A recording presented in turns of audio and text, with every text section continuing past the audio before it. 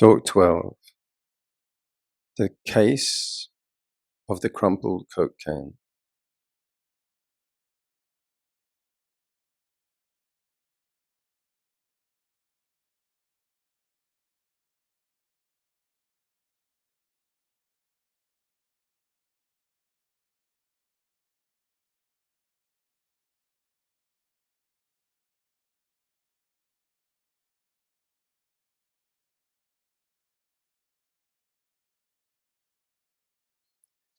Okay, firstly, let me ask you, have you ever seen a monk turn into a Coke can? Seriously, because it can happen. Now, I won't break a precept by doing it right now, but by the end of this talk, you may have witnessed a transformation.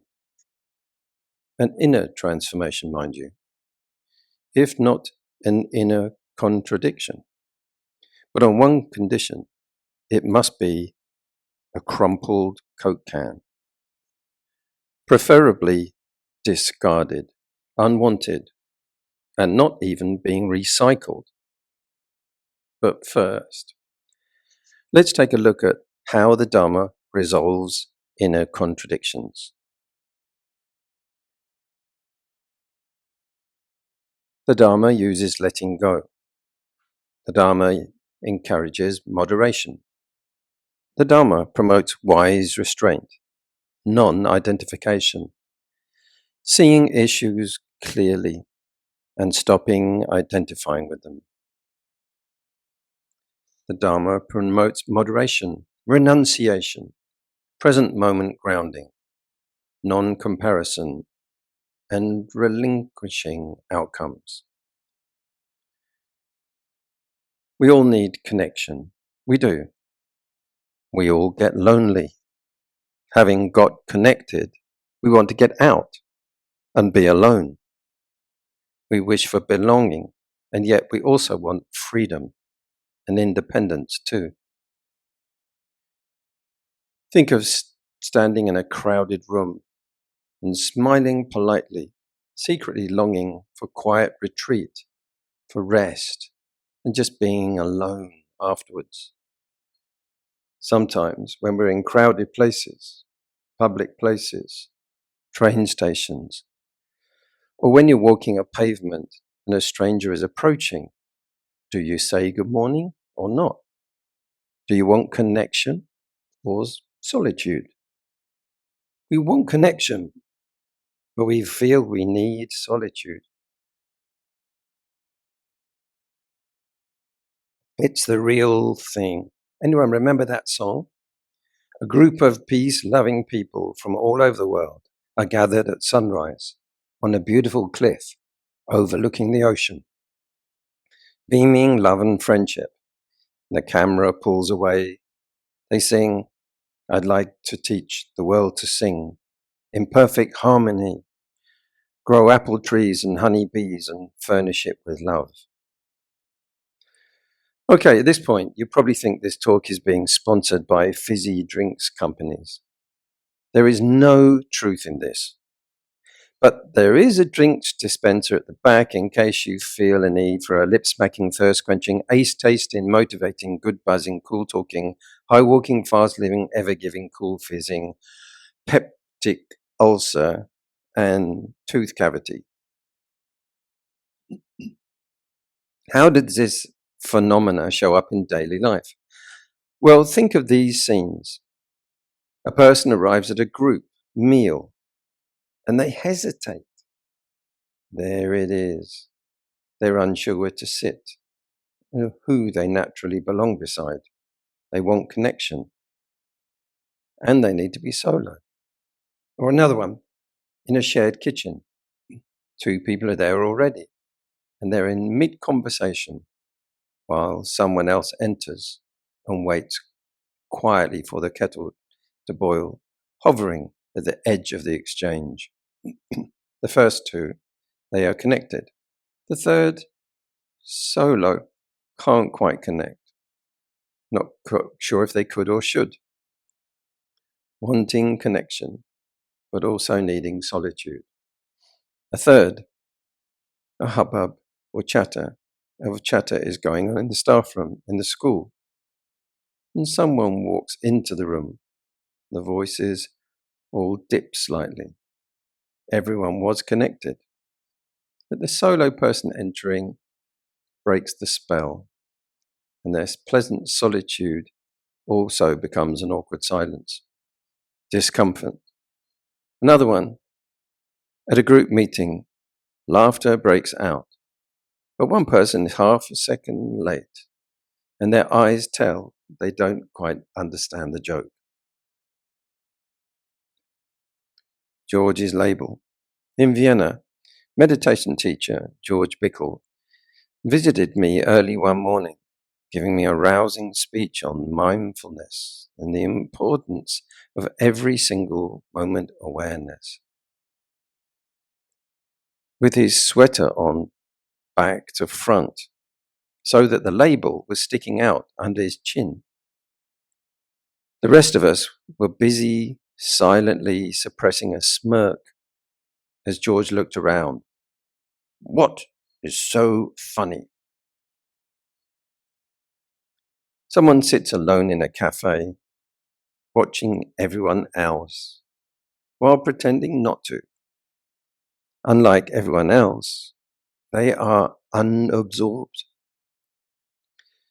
A person is happily alone, breathing, sitting peacefully, enjoying the nature. Just as silence has settled very comfortably, there's a timid knock at the door. There's the solitude that they were looking for. Now we're going to have community. We're going to have connection, whether we like it or not. On an aeroplane, elbows negotiate, nudging for the armrest. Ever done that before? It happens without words. Both want their space. Both might open up and connect and start a conversation. But then the sharing would follow, and that would mean sacrificing solitude and possible sleep. Sharing the seat rest, my night flight over Karachi. When I first flew, first ever long flight, me and my school friend were aged 21. We flew from London to Moscow to Karachi, Pakistan, to Bangkok to Manila. I had never been on a night flight. Thus, I had never seen the planet Earth from the sky at night. It was one of the most exciting and inspiring experiences I'd ever experienced. As we left Karachi at night, about to fly over India, we had been given aisle seats. An Indian businessman, frequent flyer, was stuffed into the seat by the window. For me, the prospect of seeing India at night and taking off was already exciting enough. But then, as the airplane tilted for the first time, I saw an entire city lit up at night. I was breathless, and it looked like a jewelry box of diamonds had been spilled out onto black velvet. I was jumping over the seats and wide-eyed, grabbing my friend to come and see out of the tiny window. Next to the window, a bulging, unshaved businessman with black rings under his eyes threw another peanut in his mouth, looking at me with disgust, as if to say, "It's a bunch of lights. What did you expect to see from a plane taking off over Karachi? Flying cameras?" And what are the Dharma connections in this? This wanting connection, but also needing solitude. Connect or open up. Privacy and mind my own business. Space or being friendly. Be focused or stop what you're doing. I don't know you versus common good manners and community spirit. Mindful introspection or unconditional love. Wise selective companionship or all-inclusive hospitality and metta. So the Dharma principle here is wise association and seclusion in balance. If we look in suttas, we find in Upada Sutta, Samyutta Nikaya 45, spiritual friendship is the whole of the body. It's the whole of the holy life. And Viveka, or solitude, passages are in many suttas that seclusion gives nourishment in Majjhima Nikaya. The Buddha praised good friendship. He praised it deeply, but himself would repeatedly withdraw into forest alone. Community sports practice. Solitude deepens it. Both were and are part of the training. As human beings, we need one another for warmth and perspective. We need solitude for clarity and inner balance. We need wise companionship to support the path, and seclusion to deepen it. We need connection for belonging, and solitude for integration. We need others, and we need space to do our inner work. So wanting to belong, and also needing autonomy. How does the Dharma resolve such inner contradictions? This wanting to belong, but also needing autonomy.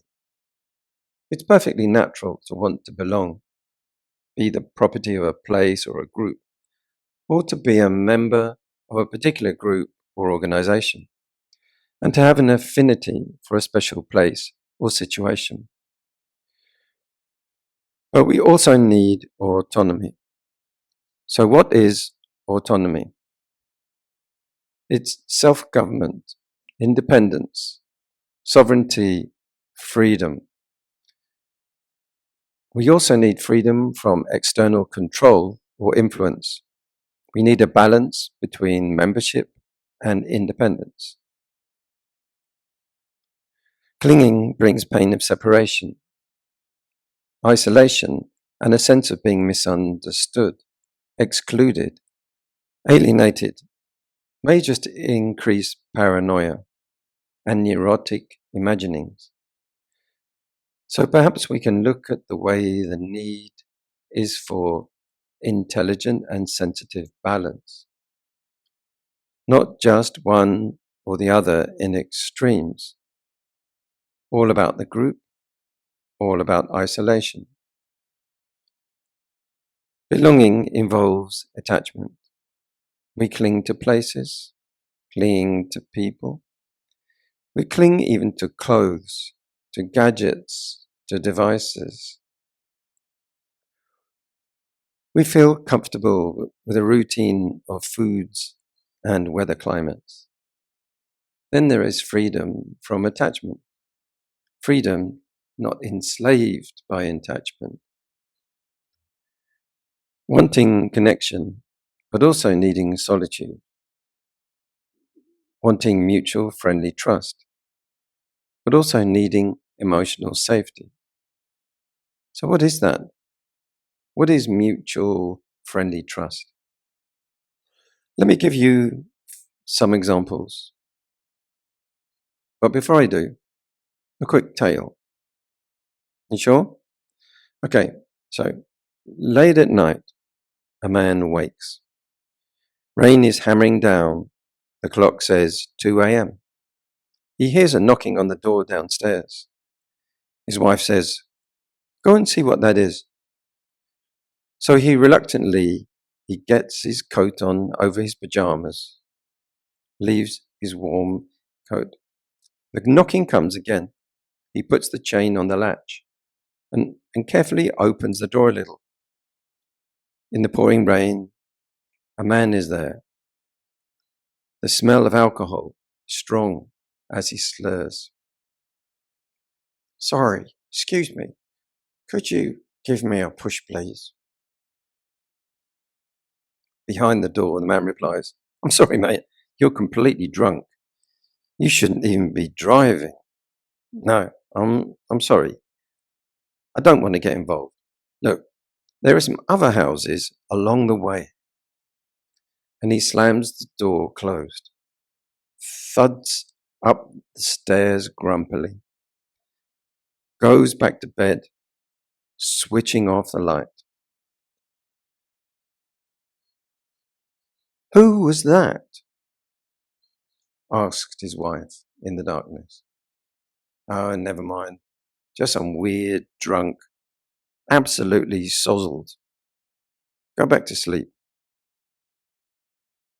After a while, her voice is heard again. "But I mean, what if everyone was like you? What would the world be like?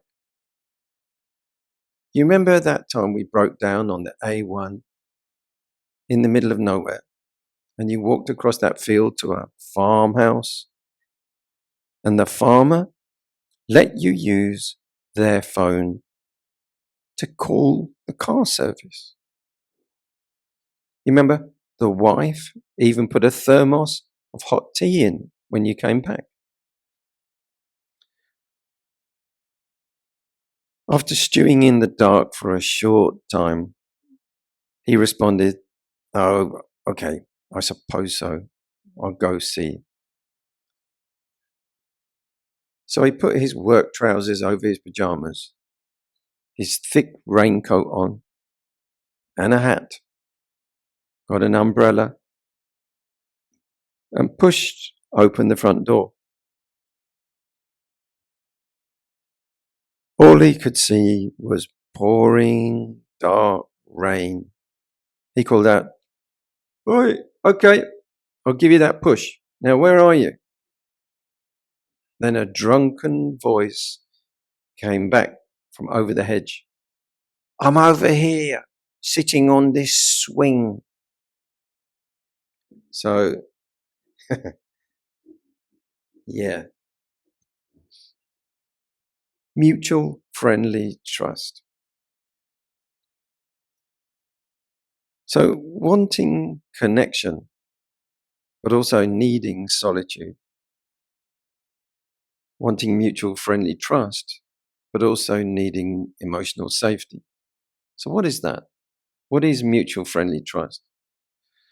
Let me give you 5 examples. Firstly, there's an environment where everyone feels comfortable sharing their thoughts openly, knowing others will listen with kindness and without judgment. Or second, there's a setting where everyone trusts that their personal boundaries will be respected, and there's no pressure to disclose more than they feel they are ready for. Thirdly, there's a relationship where each person knows they can rely on the other for honesty and constructive feedback without any hidden agendas. Fourth, there's a shared understanding. When emotions or challenges are expressed, they will be treated with care and confidentiality. Or lastly, a space where encouragement and support are given freely. And nobody there feels they have to perform or prove themselves to earn that support. So this was mutual friendly trust. Mutual friendly trust. Well, we all need it to grow healthy and clear. Often we lack such places, such relationships. So we have to cultivate them, seek them out, develop them. Then we have to practice it for the benefit of others too, seeing how essential it is, and often quite rare in this life. And this is what we're saying, wanting this is okay. It's normal. People want mutual friendly trust, but they also need emotional safety. So what is that? What is emotional safety? Let me give you 5 examples showing a kind of definition. What emotional safety might look like. It's perhaps feeling free to express your thoughts or vulnerabilities without fear of ridicule or rejection. Or second, knowing that the disagreements can be discussed without escalating into personal attacks or threats. Another one, having trust that your emotions will be met with empathy or understanding, even if someone doesn't fully agree. Emotional safety can be feeling safe to set boundaries and have them respected without guilt or retaliation. Another, being able to share mistakes or failures and still feel accepted and supported afterwards.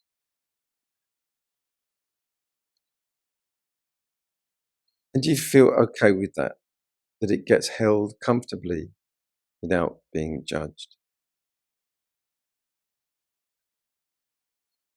Hot foot in Manila. People can be very judgmental. I was once staying in Manila. I would go out with my arms bowl barefoot. I would walk along a road with a broad river on my right side. Because of the river, I always knew where I was and didn't get lost. One day, for variety and to go see, I decided to cross a bridge over the river. I thought it would be easy enough. Once over the bridge, I could turn right. As long as I walked back with the river on my right side, it would be fine. Eventually, I would see where I was staying over on the other side of the river and go along to the next bridge. Easy. On I walked. Many people thought I was a Christian monk, jumping up to get an apple or biscuits, only after a while realizing I was Buddhist. So on I walked, looking over the other side of the river for home base. After a long walk, I started to sense something was up. Long story short, the river had had a fork that I hadn't seen. I was following a different river for at least 2 hours, on top of the usual long walk, barefoot, rough concrete. I tried crossing. I got lost. I tried crossing back. I got lost again. All the time, the roads were getting hotter and hotter. I would go up to poor security guards, but just didn't have the heart to ask if they had any spare shoes. When I finally unraveled the whole thing and found my way back, it was about 2 p.m. I collapsed with exhaustion. The next morning, I still went out for Alms round, but I decided to put some shoes on as my feet were so cut up and blistered. But at one point, a motorcyclist stopped, probably having often seen me on my Alms round before. Disapprovingly, he looked at my feet, frowning. He said, "Hey, you're wearing shoes," as if to say, all the other Buddhist monks around here don't wear shoes. Me being the only other one, of course. We need both visibility and privacy, and not everyone has a place to go home to. Let me tell you the story about the crumpled Coke can. I was at a weekend retreat in Hampstead, North London. It was advertised as a Jungian-based image work, the ideas of Carl Jung.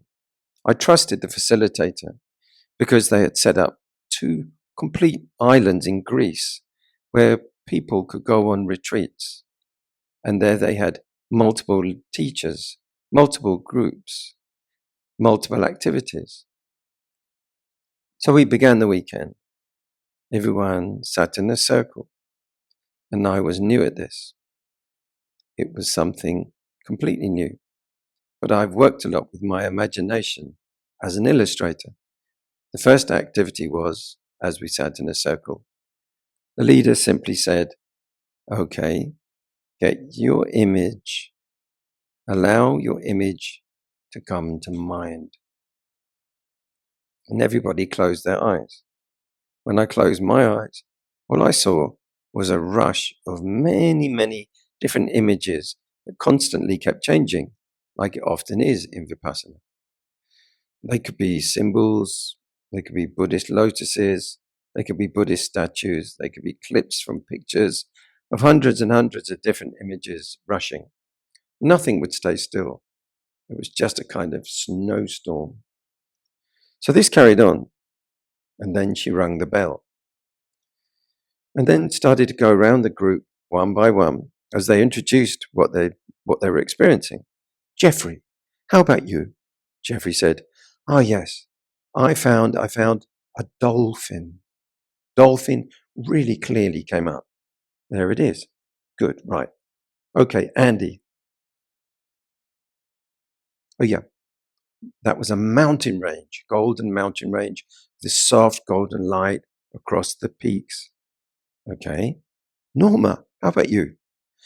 I had an eagle soaring, hovering, looking down, so on. And it came to me. Still, every time I closed my eyes, I just had this flurry, a rush of changing pictures.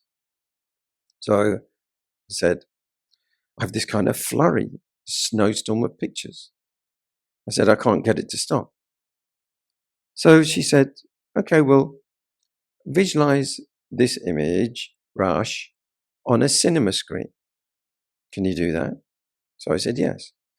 And she said, can you see the rush of pictures on the cinema screen? I said, yeah, I can. She said, okay, and quickly look behind the cinema screen, which I did. Well, we used to have a cinema screen when I was a child in the local town, and I kind of imagined what that would have been like. It looked like a big wooden stage and curtains, like red velvet curtains. It was old. So she said, what was behind the cinema screen? I said, nothing. She goes, no, not nothing. What was that? It was just nothing. It wasn't just nothing. I said, well, it was just a kind of velvet curtains and some trash, chip paper and a Coke can. And she said, what? She says, the Coke can. I said, yeah, it was just a crumpled Coke can.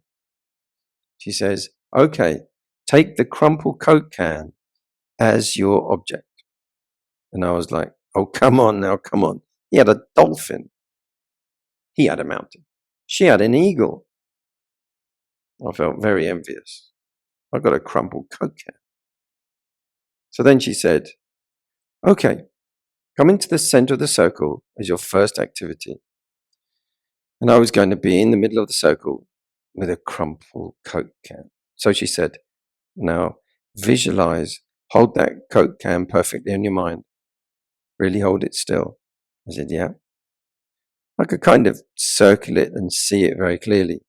She said, become one with the Coke can and tell me, how does the Coke can feel? So I did this. I really got into it. How does it feel to be a discarded, crumpled Coke can? And I said, yeah, I feel abandoned. I feel unneeded. I feel neglected. It feels like I've been thrown away. I had a use, but now I was on the shelf. Someone had a swig or somebody drunk out of me, and then they just threw me away. And now I'm neglected. Now nobody knows I'm there anymore. And it carried on like that. And then gradually I emerged out of this. I looked around. The people had their eyes wide open. She goes, "That's what you're working with, feeling like that." So this shows how good training can use anything that comes to mind. I was feeling abandoned. I was feeling neglected. I could at least have had an abandoned dolphin. And that teacher showed me a very useful skill, a skillful means. The skill is learning to become one with whatever arises. If you push it away, you split the mind in two. In my first meditation center, at first, as learner meditators, we're like someone learning to drive a car, how to operate the controls. We want to indicate, but the windscreen wipers start up. We need to park on our own meditation cushion in line with all the others. But the car alarm goes off in public. The lights go green and we put the pedal down, only it jumps forward and stalls. We really need to introduce some kind of system with a large L plate on our rear bumper. In my first meditation center, when I had some highly imaginative things shoot through in my mind, my inexperienced guide was terrified. He said, "Oh man, you got lost. You got lost, man. Don't ever do that again."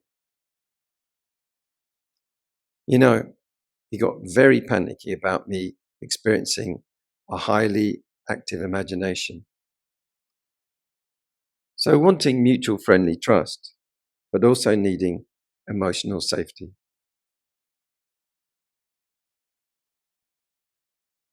The unwelcoming sneer. There was a Buddhist conference I arrived at once. I traveled some 2,500 miles or so, not barefoot, mind you. I went directly from the Philippines. I went directly from the airport. So, I had one of those purple puff shoulder neck rests. I was wearing that. I had these long tan Mahayana overrobe and a folded woolen blanket, from sleeping, all crumpled over. My ear defenders were still round my neck. Some black eye masks were dangling from my pocket. And it was practical, but unconventional. But I also had some dark red sneakers that proved practical for schoolwork. Vans, off the road, skateboard shoes. So you can imagine that arriving with my 20-kilogram flight case at the Buddhist convention, direct from the taxi, I may have looked somewhat less than your usual monk. And there was a very senior British Theravada Orthodox monk there, visiting from Thailand. He puffed himself up, horrified and disgusted. He sneered and snarked loudly. "Who are you? No. What are you?" Looking with disgusted contempt at my appearance, as if he had kind of scraped me off his shoe, without a word of greeting or welcoming. Who are you and what are you? They were rhetorical questions. Who are you and what are you? He meant to alienate and prejudge, made to make me feel excluded, unwelcome, and himself feel superior, included, and entitled. Actually, I recognized him as someone I'd once slept at his place one night in his room during an unexpected stopover in Bangkok. We'd chatted friendly. I warmly reminded him of this pleasant enough evening. To my horror, he boomed out, "You stole my bus pass." This I could not believe. Incredulous, I hotly denied it. What on earth would I want with that? I was there in Bangkok taking 2 taxis and never coming back again. Those are all on superficial appearances. So warm, unconditional love, warm welcome makes everyone feel comfortable. There's no boundary or limit for this. It happens all over the world, in every culture, or it can do. Or somehow it doesn't. And that shows perhaps the lack of spiritual cultivation in the individual, or maybe the group or community there. So wanting recognition, but also needing invisibility. I care deeply about people, and I care deeply about myself. So we must balance service with self-care. As the Buddha taught, no one is dearer to us than ourselves.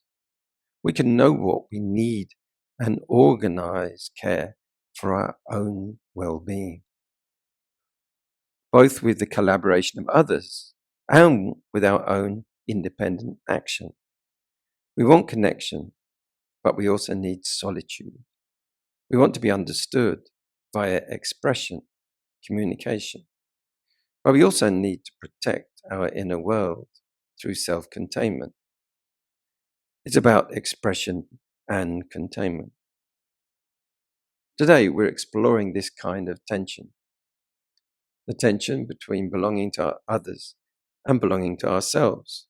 The tension between wanting community and also needing space to think independently. Paul Simon wrote, "And from the shelter of my mind, through the window of my eyes, my thoughts are many miles away. I know that I am like the rain. There, but for the grace of you, go I. I stand alone without beliefs. The only truth I know is you." Actually, that last one is a very dependent kind of look. Do you remember the story of Paṭācārā, who lost all of her family in a flash flood? Her infant children left on a riverbank, struggling to carry them across. And one was picked up, carried away by a large bird. The other drowned. Her parents' house, it turned out, had collapsed, killing them all. Floods of grief, scattered, fragile, alone. Michael Stipe of R.E.M. wrote, "Life is bigger. It's bigger than you, and you are not me. I'm trying to keep up with you, and I don't know if I can do it. Oh no, I've said too much. I haven't said enough." So we want community, but also need space to think independently. Between vulnerability and boundaries, we want support. But we also need self-reliance. And it's little acts of kindness and humor that remind us of that.